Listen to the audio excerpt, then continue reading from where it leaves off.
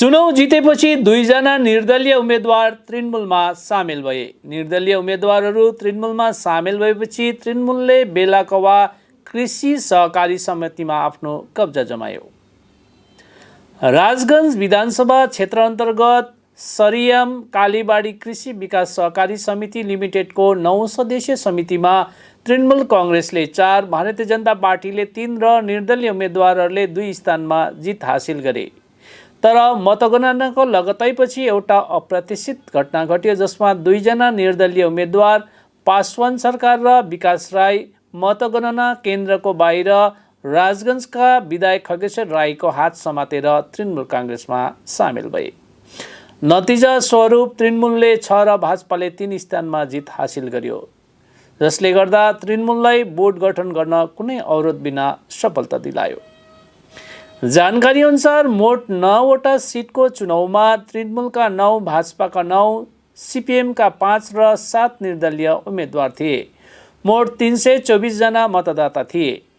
जलपाइगुडी सदर ब्लक अन्तर्गत बेलाकोबा सरियाम कालीबाडी एससी प्राथमिक विद्यालयमा मतदान सम्पन्न भएको थियो। उक्त मतदानमा तृणमूलले 4, भाजपाले 3 र निर्दलीय उम्मेदवारहरूले 2 सिटमा जित हासिल गरेका छन्। আমি নির্দল হিসেবে দাঁড়াইছি উন্নয়নের সাথে টিএমসির সাথে যোগ করি। আমি নির্দলে টিএমসি 10-15 ভোট হবে ঢুকলাম এখন এখানে উন্নয়নের জন্য আর কি। এই না মনে করেন বিভিন্ন দলেরই তো মনে করেন একরকম লোক থাকে, তো এই মনে করেন সমস্যা হয়, সবাই দাঁড়াতে চায়, বেশি হয়, কোনো দলকেই মানে সেরকম সাপোর্ট না করি না। আমরা নিজেরাই 4-5 জন দাঁড়াইছি, তার মধ্যে আমরা 5 জন দাঁড়াইছিলাম, 2 জন জিতছি। না আমি আগে 3 জন করিনি, আমি সিপিএম করি। নিশ্চয়ই আপনারা দেখেছেন শুনেছেন কিছুক্ষণ আগে যে এবারে 9 জন ক্যান্ডিডেট ছিল। আমাদের 9 জনই প্রার্থী ছিল আমাদের তৃণমূল কংগ্রেস দলে। আমাদের তৃণমূলে 4 জন জিতেছে এবং নির্দলে দেখলেন কিছুক্ষণ আগে যে পাশান আমার বহুদিনের পরিচিতি, বহুদিনের। ও অন্য পার্টি করতে কিন্তু আমার সঙ্গে রিলেশন খুব ভালো ছিল। এবং বিকাশ রায় দেখেছেন, বিকাশের সঙ্গে বহুদিনে আমার পরিচিতি। তারা মমতা ব্যানার্জির যে উন্নয়ন, তখন এই কোপারেটিভটা যদি তৃণমূলে না হয় তাহলে কোনো টাকা পয়সা কোথাও আনতে পারবে না।